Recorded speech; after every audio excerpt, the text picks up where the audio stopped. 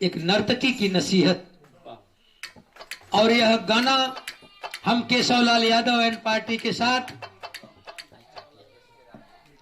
SK music company, SK राहगीर music company से master Sunil भाई के देखरेख में मुख्य डायरेक्टर भाई कोमल जी जो हमारे ढोलक वादक हैं, और हमारे पार्टी के सहयोगी लोग भाई सिरताज यादव जी, बहदिया की धरती से हमारे बड़े भैया श्याम नारायण जी, पत्तू गुरु के अखाड़े के बड़े सुंदर गायक श्याम नारायण भैया, बहुरा मड़ई की धरती से हमारे इनकर कार्यक्रम पहले बहुत हो, और चंद्रिका गुरु अखाड़े के, गणेश गुरु अखाड़े के बड़े सुंदर गायक, ऐतिहासिक धरती पूर्वांचल के गांधी दादा रामकरण जी के धरती के गायक भैया राम जी, बहुत सुंदर गायक है गणेश गुरु अखाड़े के। हमारी तरफ से मैं केशवलाल यादव बहुत बहुत आप सब भैया के नमस्ते प्रणाम, आशीर्वाद में शांति देंगे। कहना है मास्टर। अरे गजब का रूप तो हर गजब सूरतिया तू पवलू न हो,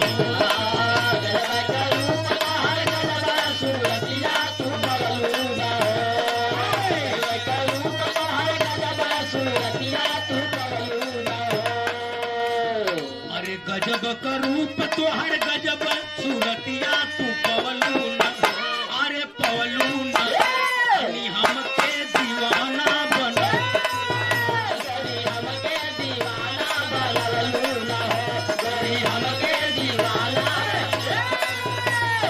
हमके दीवाना बनलू न। उलट के लड़की ताकत वाला लड़का कोरी दिखाए, लड़कन की मजा आवत है। तबले पट्टे फिर कहलस, अरे नून मरिच लहसुन कबाए चटनी, अरे नून मरिच लहसुन कबाए चटनी, नून मरिच लहसुन कबाए चटनी, गोरी हमके खियावा रसेदार चटनी, हमके खियावा रसेदार चटनी, गोरी हमके खियावा रसेदार चटनी। तबले तू सरकार लइकवा कहलस का खाली देखवलू ना कबोची खवलू, खाली देखवलू ना कबोची खवलू मुवलू ना, खाली देखवलू ना कबोची खवलू मुवलू ना, अरे मुवलू ना गोरी हमके दीवाना बनवलू ना, गोरी हमके दीवाना बनवलू ना, गोरी हमके दीवाना बनवलू ना।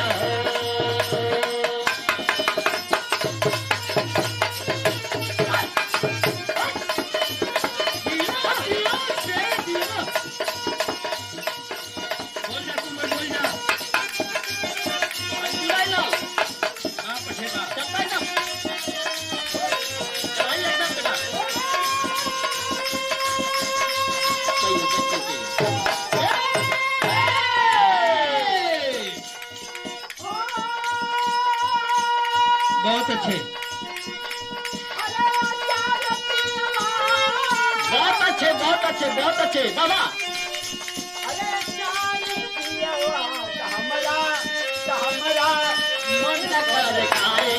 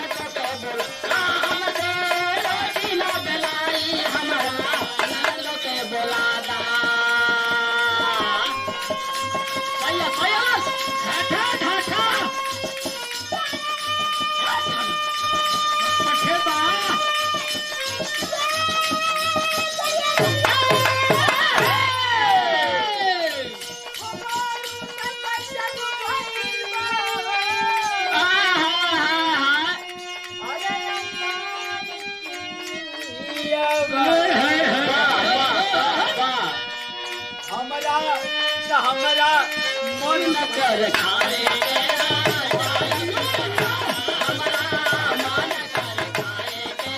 आचार पियावा हमरा मन कर खाए के आचार पियावा। वाह भाई वाह। अच्छा एक विरहा सुने, एक छोटी सी विरहा है, वाह ऐतिहासिक विरहा। एक लाइन पर यह पूरी विरहा निर्भर होगी। वाह वाह। सिर्फ एक लाइन। गाने का शीर्षक होगा एक नर्तकी की नसीहत। वाह वाह। गौर करेंगे एक लाइन से कितना सुधार हुआ कितने लोगों में। कवि ने लिया है 4 लाइन, भूमिका में भाव है मीठा मास्टर।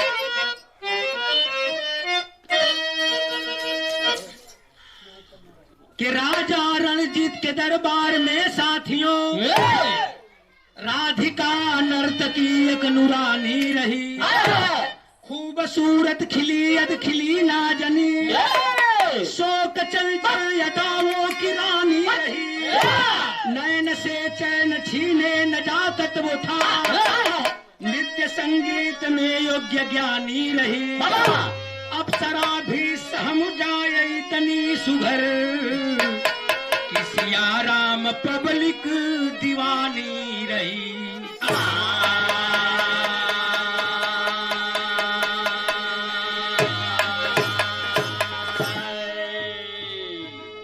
राजा रणजीत के दरबार में राज दरबारी लोग बड़े उदास हैं। उदासी का वातावरण छाया है राजा रणजीत के दरबार में। राज दरबारी लोग इकट्ठा होकर मंत्री से कहे कि मंत्री, राज दरबार में बड़ी उदासी है और राज दरबार में कुछ प्रोग्राम करा दिया जाए, उदासी को हटा दिया जाए। एक लाइन कव्वाली के नमूना वाह।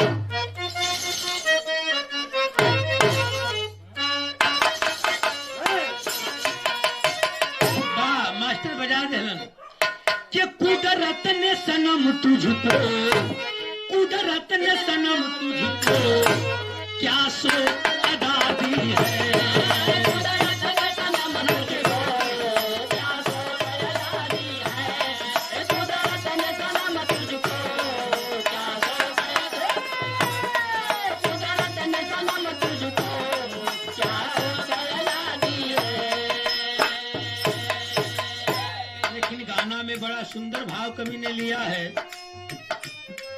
इंसान के जीवन में, अरे इंसान के जीवन में एक समय आता है, इंसान के जीवन में एक समय आता है, इंसान के जीवन में एक समय आता है, इंसान के जीवन में एक समय आता है, इंसान के जीवन में एक समय आता है, इंसान के जीवन में एक समय आता है। अरे एक समय आता है, हो लाख भले कुनबा, अरे हो लाख भले कुनबा कोई काम न आता है, हो लाख भले कुनबा कोई काम न आता है, हो लाख भले कुनबा कोई काम न आता है। समय बड़ी बलवान है मित्रों। समय को लेते हुए देखते हुए कवि ने बड़ी बेजोड़ लाइन को दर्शाया है। कहानी का शुरुआत बा मास्टर। अरे समय जहां में जब निगाह फेर लेता है, समय जहां में जब निगाह फेर लेता है, दोस्तों शेर को कुत्ता भी घेर लेता है, बुढ़ाई आ गई राजा के सर पे भार रहा, बुढ़ाई आ गई राजा के सर पे भार रहा, प्रजा तो खुश थी मगर दौर में परिवार रहा।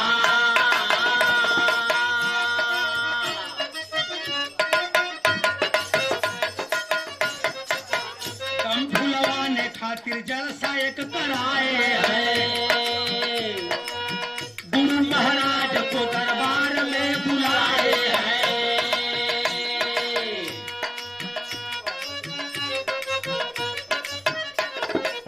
भोजन कराए सबको अच्छा इंतजाम रहा, भोजन कराए सबको अच्छा इंतजाम रहा। राधिका नर्तकी का रात में प्रोग्राम रहा।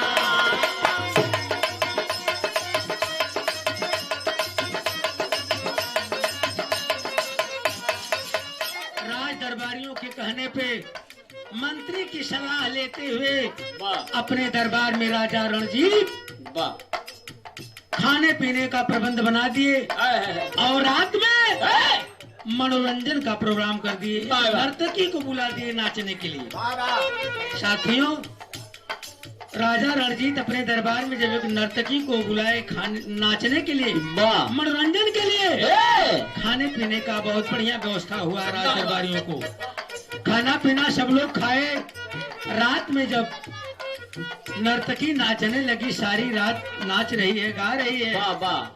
उस समय बिरहा में तर्ज बदलन। तर्ज कौन बा मास्टर?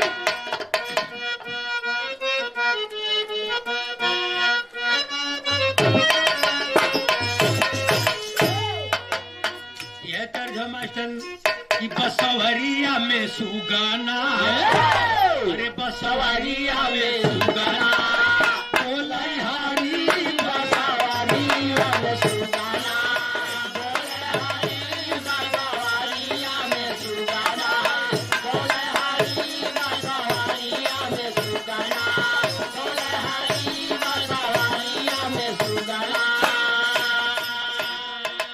एक कोमल कहीं कहीं गावली मेहरारू कि चला सखी देखी आई, अरे चला सखी देखी आई, पलहना कमेला चला हो सखी देखी आई, पलहना कमेला चला हो सखी देखी आई, पलहना कमेला चला हो सखी देखी आई। राज दरबार में नर्तकी का नाच गाना शुरू है। दोस्तों, उस समय का भाव लिखा है कवि ने, बड़ी बढ़िया लाइन है कि निहाल सब महफिल में, अरे निहाल सब महफिल में, सुर लय ताल हो निहाल सब महफिल में, सुर लय ताल हो निहाल सब महफिल में, सुर लय ताल हो निहाल सब में, सुर लय ताल हो निहाल सब महफिल में। राज दरबारी लोग नर्तकी के गाना नाचना देखकर मस्त है। महफिल जमी जमाई है। राजा रणजीत के दरबार में खचाखच प्रांगण भरा है। नर्तकी के नाच गाने का आनंद लोग ले रहे हैं। तो कहना है, अरे निहाल सब महफिल, हाँ निहाल सब महफिल में, सुर लय ताल हो निहाल सब महफिल में, सुर लय ताल हो निहाल सब महफिल में, सुर लय ताल हो निहाल सब महफिल में। कमरिया जैसे लटके कमरिया जैसे, हिरनी के चाल हो निहाल सब महफिल में, सुर लय ताल हो निहाल सब महफिल में, सुर लय ताल हो निहाल सब महफिल में, सुर लय ताल हो निहाल सब महफिल में। राज दरबार में नर्तकी के स्टेज के आगे के बैठल रहल? राजा गुरु सभासद, अरे राजा गुरु सभासद रानी राजकुमारी रामा, रानी राजकुमारी रामा, रानी राजकुमारी सबही मगन बाट लागल भीड़ भारी रामा, सबही मगन बाट लागल भीड़ भारी रामा, सबही मगन बाट लागल भीड़ भारी रामा। सारी रात पीतलता है, सारी रात पीतलता है, उसना ख्याल हो निहाल सब में, सुर लय ताल हो निहाल सब महफिल में, लय ताल हो निहाल सब महफिल में, लय ताल हो निहाल, लय ताल हो निहाल सब महफिल में।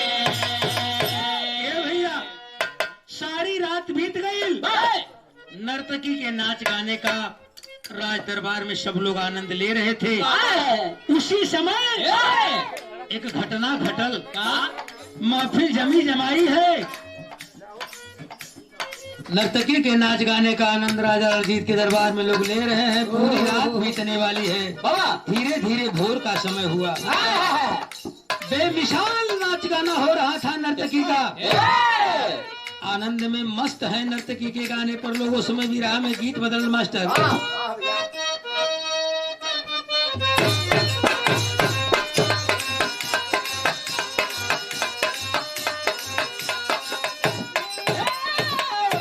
गीत है कोमल भाई बहुत पहले भी राह में गात रहली के बादनाम हो का जरा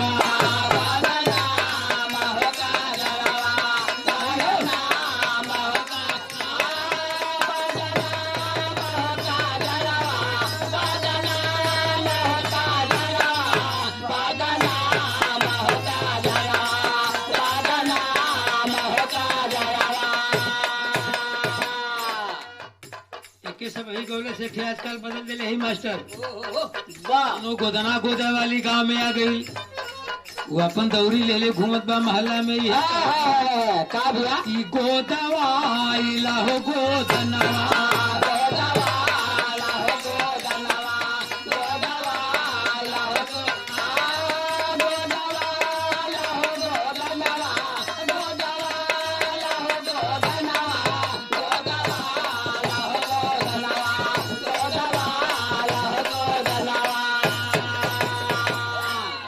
गोदा वाली कहते हो कोमल।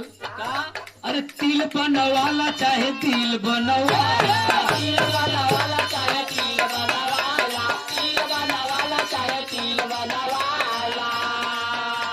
अरे चाहे बलमुआ के नाम लिखवाला चाहे बलमुआ के नाम लिखवाला चाहे बलमुआ के नाम लिखवाला जान मार हो नयनवा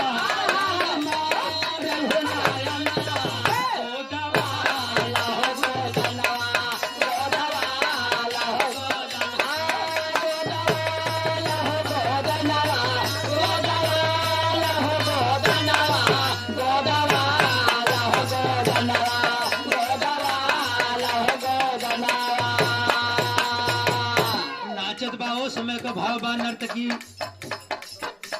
अरे नाचनी रखे हो नर नरिया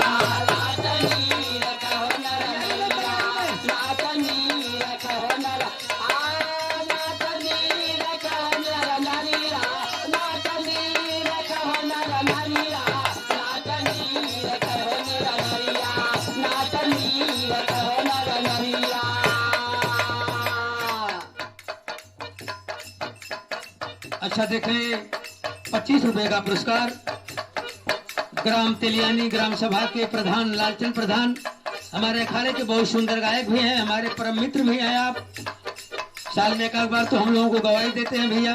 बाबा बड़ा लगाव है इनका हमारे अखाड़े के हैं। और इनके सुपुत्र मुन्ना की ओर से 25 रुपया बहुत बहुत प्रणाम बा। साथ साथ भैया उनके नमस्ते प्रणाम। ए बाबू और देखेंगे 51 रुपए का पुरस्कार हमारे राज बहादुर कवि जी की ओर से। बड़े अच्छे विरहा के कवि हैं आप।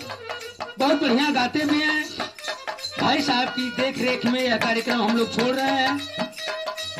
भैया के बहुत बहुत प्रणाम। साथ साथ भाई उनके नमस्ते प्रणाम। आशीर्वाद की कामना होगी। जरा सा मूड बना ले। विरहा बहुत मजो है। कहानी समझ लेंगे विरहा का मतलब निकल जाएगा। एक लाइन पर पूरी विरहा आधारित है। एक लाइन में तमाम सारी बातों का ज्ञान मिला है। नाच रही है नर्तकी। एक लाइन अजीब सी वो गा गई। क्या गा गई? अरे नाचनी रखा हो नर नरिया नाचनी रखा हो नर नरिया नाचनी रखा नाचनी रखा हो नर नरिया नाचनी रखा हो नर नरिया नाचनी रखा हो नर नरिया नाचनी रखा हो नर नरिया। अरे गावला गली हो गुजरिया गावला गली हो गुजरिया नाचनी रखा नाच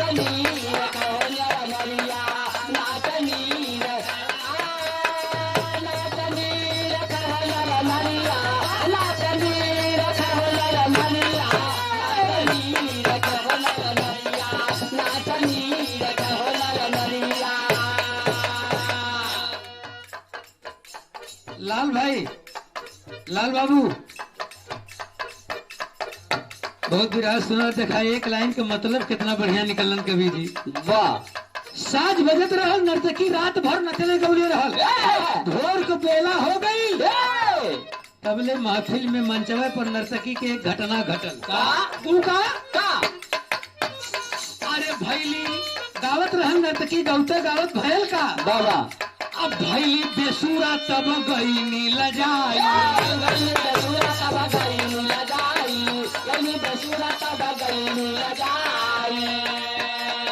नर्तकी गावत गावत स्वर छोड़ के बेसुरा हो गई। अब बेसुरा काहे भइल? अरे भैली बेसुरा तब गई नील जाई, अब देखली तब लची के आवत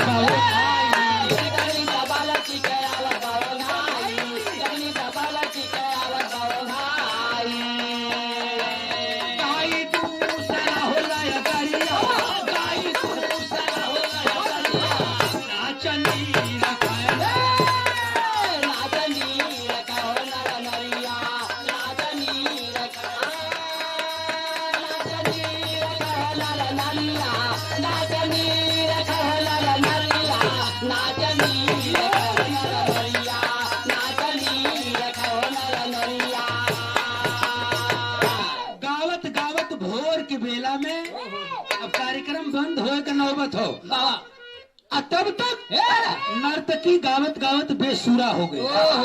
बेसुरा होए के कारण रहल जे वही सुर भर के आवाज उठौलस, देखलस तबलची ओंघात रहल, तबलची के ओंघाई पर बेसुरा हो गई। बाबा नर्तकी सोचलस का तबलची हमारो ओंघात बा, पब्लिक जान जाई, बेमजा हो जाई, बेसुरा तो हम हो गईली, शट दे अपन स्वरवे बदल के दूसर चीज गावे लगे। लेकिन तबलची के सजग करत हो, कैसे सजग कैले? टेरी का भाव हो,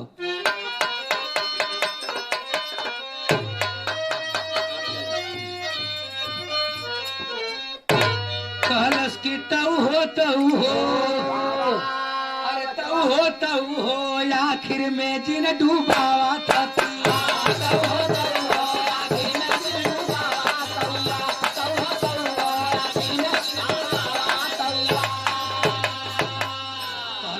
आखिर में जिन डूबावा थतिया, तू तो अपने तबलची के कहते हो कि रात भर नचौला आखिर में बिगाड़ा मत हो, आखिर में जिन डूबावा थतिया, अरे ज्यादा बीत गई थोड़ी के बाकी बारतिया, आखिर में जिन डूबावा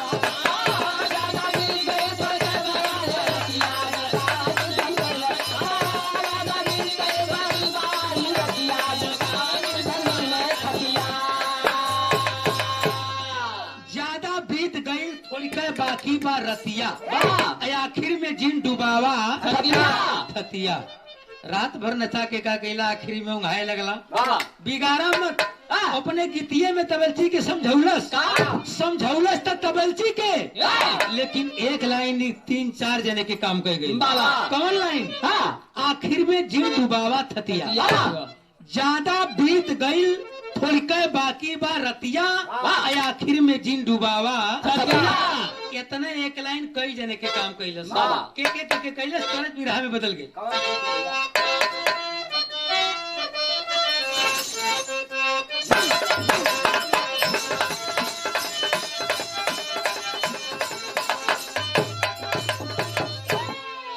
दोनों मेहरारू अपने मर्द के मने करत रहल, चारी ओर कमाए जाए लेकिन एक जगह ना जाए के कौने जगह से मना करत रहल मास्टर। कहाँ?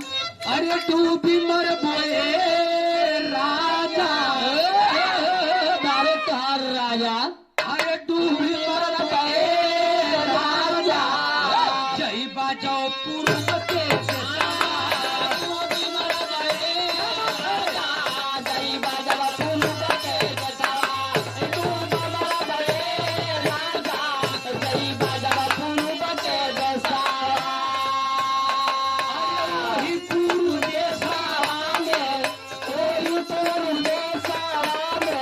बारी बानली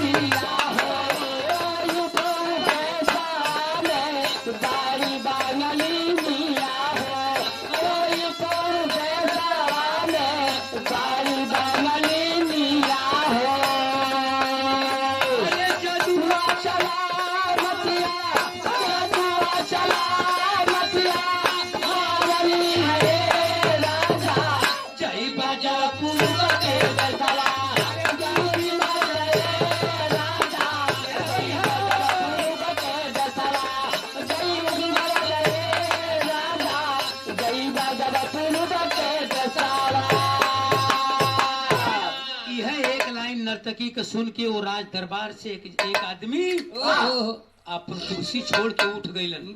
उ रहल के सुनता बचनिया उठल है, सुनता बचनिया उठल है, तब गुरु ज्ञानिया सुनता बचनिया उठल है, तब गुरु ज्ञानिया सुनता बचनिया उठल है, तब गुरु ज्ञानिया देई के इनाम धारे, देई के इनाम धारे लागल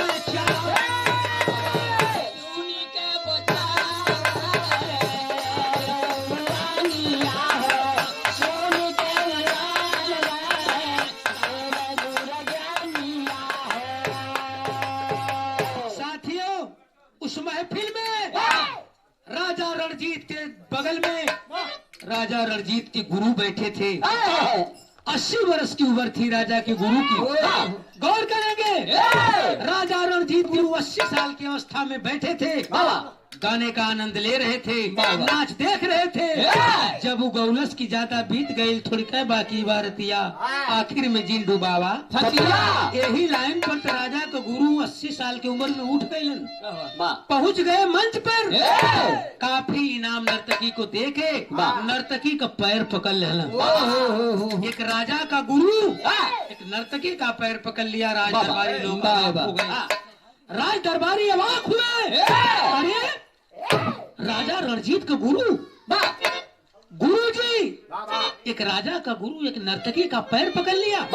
कौन सी लाइन इनको इतनी अच्छी लगी, इतना इनाम भी दिए, और राजा का गुरु एक नर्तकी का पैर पकड़ लो। राज दरबारी अचरज में हुए। ए भैया भैल का इनाम देना पैर पकड़ना एक बात, और राजा का गुरु कहला वो नर्तकी से 80 साल की उम्र में अब कहला कि बेटी एके, कहला कि बेटी एके फिर से दोहराएगा, कहला कि बेटी एके फिर से दोहराएगा, कहला कि बेटी एके फिर से दोहराएगा।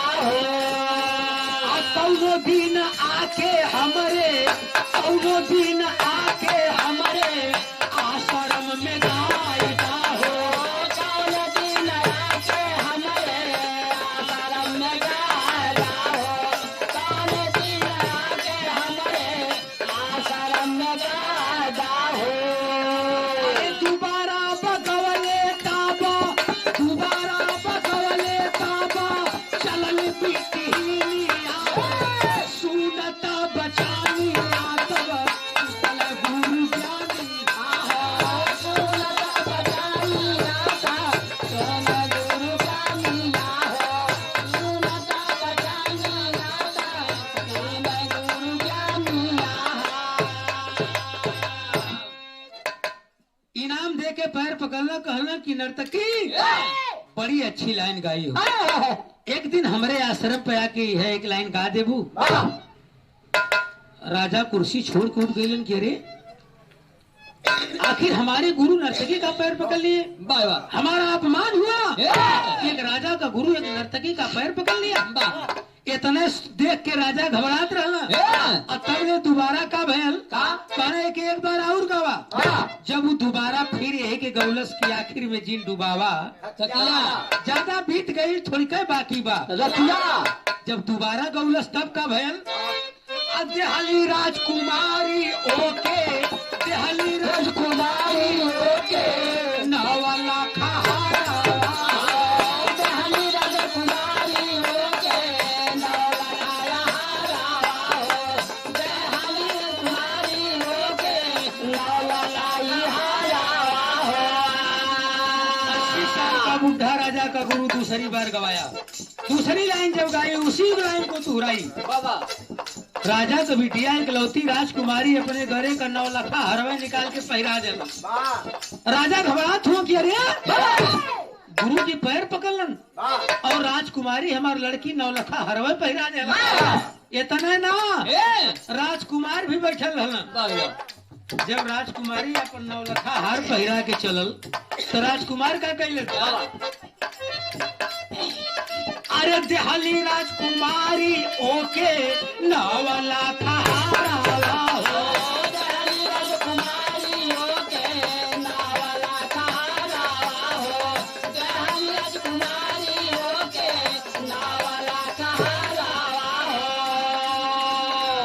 तीसरे बेरी गाँव कहे तीसरे बेरी गाँव कहे लगल राजकुमार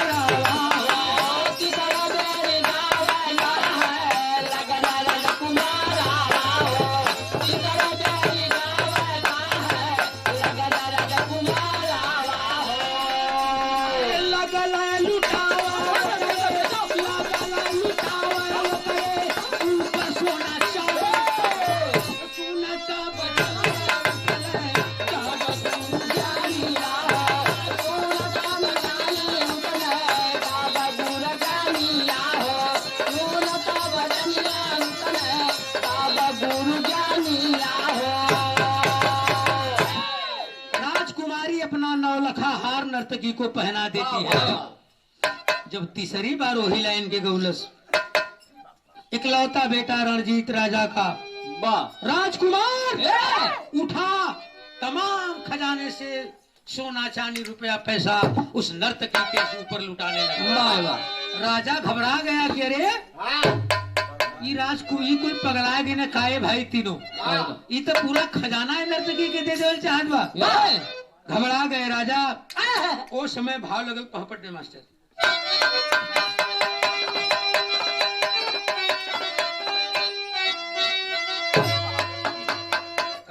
राजकुमार पूरा खजाना में खाली कह दो तब अरे आप बबूला राजा तौले छनवा मनवा शंका में समझ न पौला का गौलस ई गनवा मनवा शंका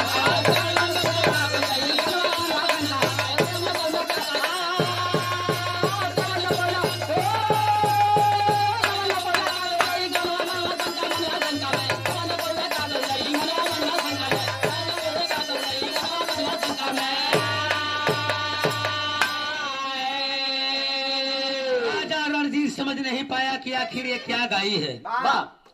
कौन सी ऐसी लाइन इसने गा दिया राज दरबार में कि गुरुजी पैर पकड़ लिए राजकुमारी नवलखा हार पहना दी और राजकुमार पूरा खजाना खाली कर रहा है। उठ गया कुर्सी छोड़कर राजा रणजीत कहा बंद करो नाच। राज दरबारी घबराने लगे कि मनोरंजन के लिए नर्तकी को राजा बुलाए नाच क्यों बंद करा रहे हैं। सारी महफिल उखड़ गई। नाच काहे बंद करौला राजा। राजा सोचने लगे। भाव लिखन कवि जी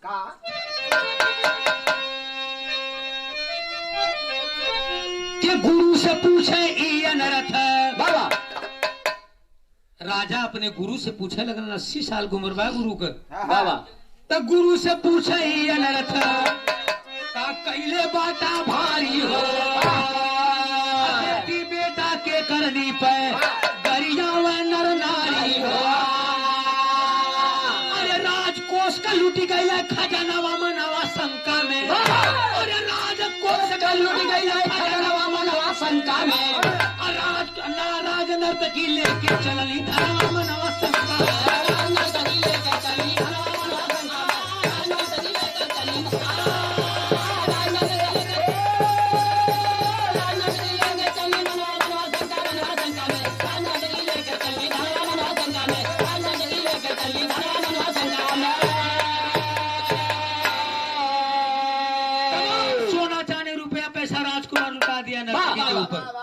और बहलस गठरी नाच गाय के लेके चल गई। वो मुंह लटकाए के राजा रणजीत बैठल हुए बाबा। राज दरबारी लोग अपने अपने काम में लगलन।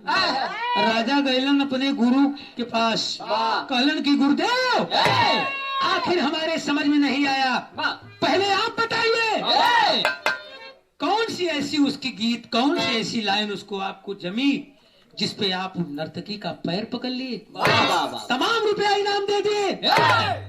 क्या उसका अच्छा लगा। 80 साल की उम्र में आज राजा रणजीत के गुरु राजा रणजीत से बतावे लगन। सुना क्या बतौना लाला सही है।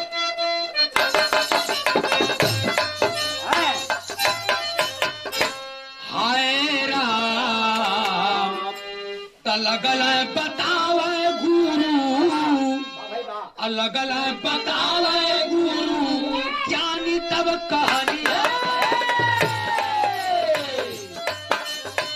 नर्तकी करे हसन हमारा पपा।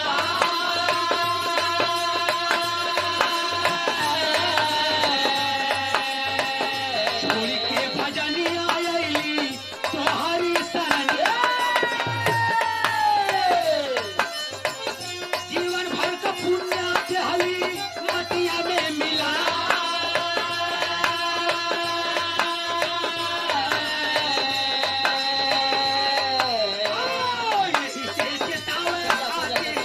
यही से चेतावे खाती गावली भजनिया। अरे देहली नाम हम, देहली नाम देहली बता।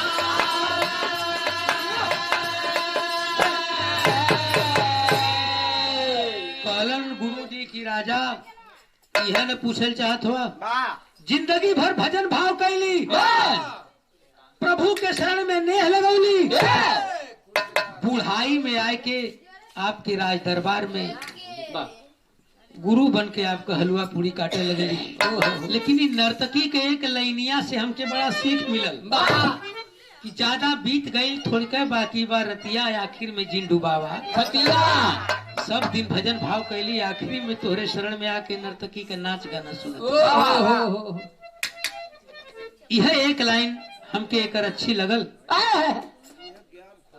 ज्ञान खुल गए राजा के गुरु को। कहला इसीलिए तो हमने उसको इनाम दिया और मुझे बहुत बड़ी सीख मिली, इसीलिए हमने उसका पैर पकड़ लिया। राजा कहा सही बात है, लेकिन राजकुमारी ये बताओ तुम्हें क्या अच्छा लगा? तू क्यों अपना गले का नौलखा हार उसको पहना दिया? तो बताओ लगल सदर लगाओ। अरे रोवे राजकुमारी आके राजा के समझावा,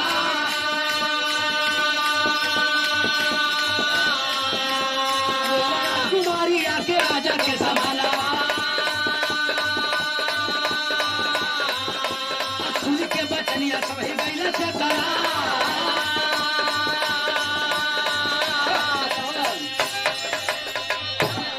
राजकुमारी रोने लगी, कहलस के पिताजी बाबा सही है, आखिर हम नौलखा हार आपन काहे के नर्तकी के पहिरा देली।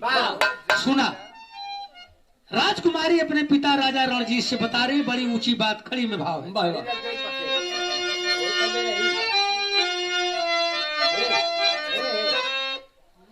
आए राजा, यही एक लाइन जो है नर्तकी गाई है, इसी एक रुकार हम बोलब तू बजाय, एक लाइन से बाबा हमारा आपका पूरे राज दरबार का सम्मान बच गया। राजकुमारी अपने पिता राजा रणजीत से कह रही है कि राज खोलली, अरे राज खोलली। राजकुमारी तब सभा में वही घड़ी आयन के गीतिए से बचली तोहार पगड़ी।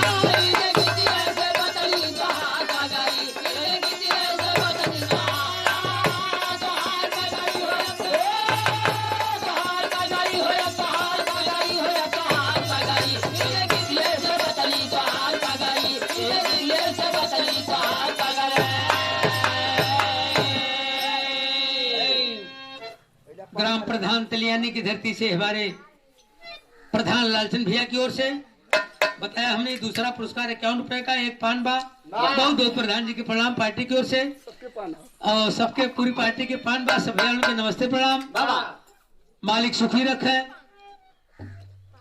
ए भैया राजकुमारी कहलस कि राजन पिताजी हमारी योजना राज दरबार में कुछ और रहल। ए भैया ए मास्टर,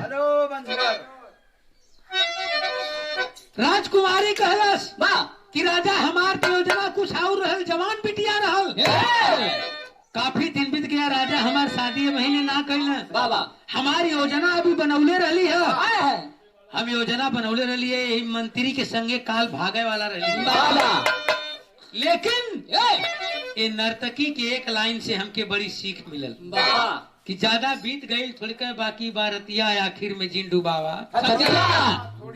यह लाइनिया हमके सुधार देलस कि बहुत दिन बीत गए, शादी ब्याह राजा ना कैलन, ज्यादा दिन बीत गए, अब थोड़ी के दिन बाकी है, आज नहीं काल करबे करी है। तब का राजा का अपने पिताजी के पगड़ी बोरी मंत्री के संगे भागे वाला रही, हम भगली ना। यह एक लाइन हमके सुझाव दे दे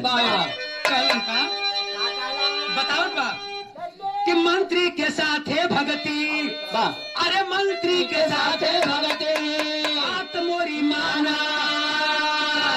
करती उनसे शादी, दुनिया देख तो के ताना।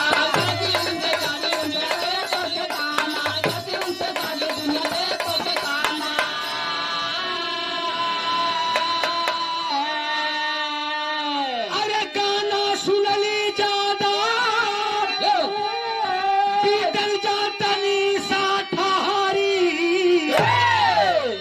इनके गीती ऐसे बचली तोहार पगड़ी। यह हमारी योजना रहल, लेकिन हमके सीख मिलल ना भगली, दुनिया तो के ताना दे। कहलन कि बेटा आखिर तू क्यों पागल हो गया, तू क्यों पूरा खजाना लुटा दिया नर्तकी के ऊपर। राजकुमार बताने लगा, पिताजी सुनिए। बतौलन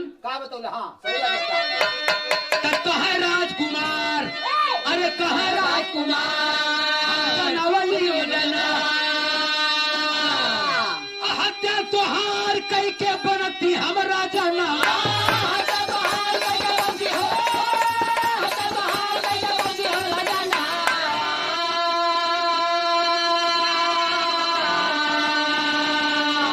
ए राजा, राजकुमार इकलौता बेटा कहा कि हमारी है योजना रहल कि तुहार हत्या करब, काल तुहार हत्या कह के राजगद्दी पर हम बैठे वाला रही। लेकिन ये नर्तकी के गीत से हमके सुझाव मिलल कि ज्यादा बीत गई थोड़ी कह बाकी बारतिया आखिर में जिन सोच लेली। एक लाइन से हमके सीख मिलल कि काफी दिन बीत गए, अब राजा बूढ़ा हो गए हुआ, अब आज नहीं काल मरी जी है तो राजगद्दी तो हमके खुदे मिली, राजा का हत्या का करी। सोच लिया राजा कि वाह, नर्तकी के एक लाइन से बड़ा बदलाव हुआ लोगों में, पश्चाताप किया अपने करने के राजा, और कहा कि उस नर्तकी को बुलवाया जाए और उससे पूछा जाए कि यह लाइन कौन लिखा था। जिस एक लाइन से हमारी आबरू बची, राजकुमारी भगने वाली थी, मंत्री के साथ नहीं भगी, हमारी हत्या राजकुमार करने वाला था, नहीं किया। मेरे गुरु 80 साल की उम्र के हैं, उनको एक लाइन से सीख मिली, तो जरा नर्तकी से यह पूछ लें कि यह गीत लिखा नहीं। तक कहा राजकुमार हम बनवली योजना, तो हार कह के बनती हम राजा ना।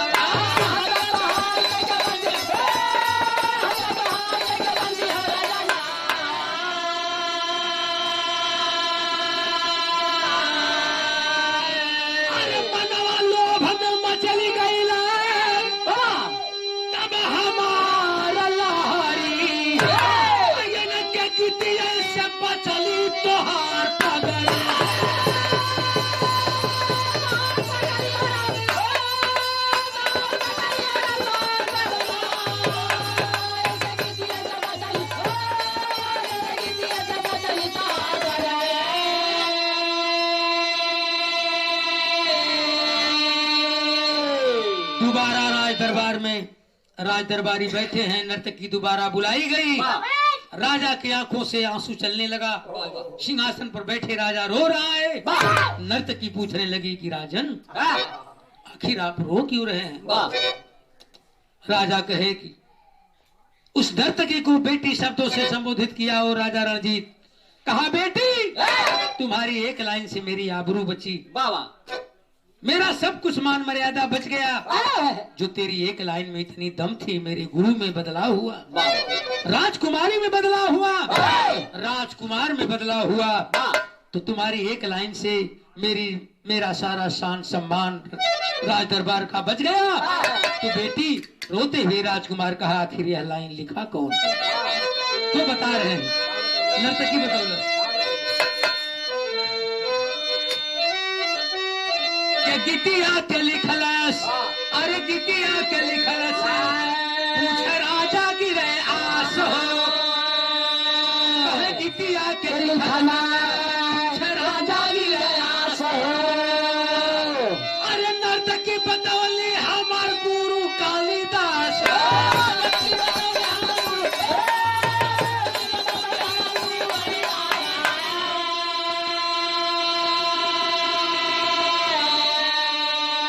राजकुमार खड़ा है, बगल में गुरुजी खड़े हैं। नर्तकी कही कि सुन लीजिए, अगर मेरे गुरु को जानना चाहता है तो इस लाइन को हमारे गुरु काली कविदास जी लिखे हैं। महाकवि कालिदास ने इस लाइन को लिखा है। रोने लगा राजा, सिंहासन छोड़ दिया, पकड़ लिया नर्तकी का पैर, और पैर पकड़ के नर्तकी का राजा एक बड़ी ऊंची बात कहा। क्या सोच रहा है वो राजा कि जिसकी एक लाइन लिखी हुई कि इससे मेरा सब सम्मान बच गया, तो जरा उस महाकवि कालिदास से एक बार मिल लें। क्या कहे वो राजा कि पास ले चला मिला, पास ले चला मिला, तो हर पौवा धरी कयन के गिद्दिया से बच गई तोहार पगड़।